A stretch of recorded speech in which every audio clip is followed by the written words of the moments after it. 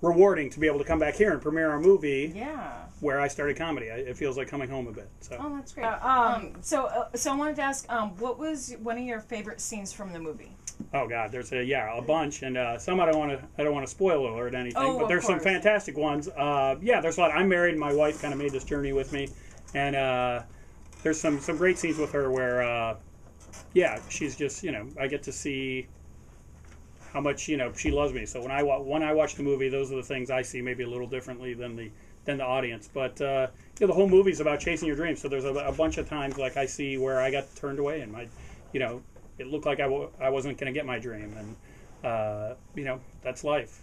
Is a lot of times you don't get what you want, but changing your dream or finding a new dream and all that kind of stuff. So I don't know. It's hard to pick. It's like a baby.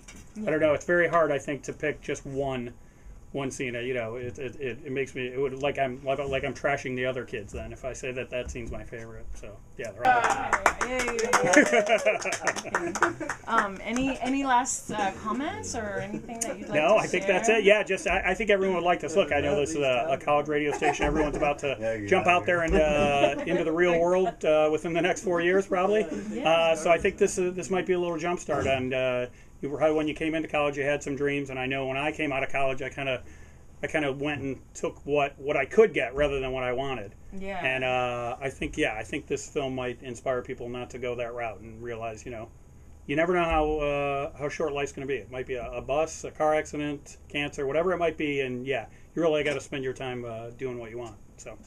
Okay. Hey, thank you so much. No, thanks for having me. I appreciate it.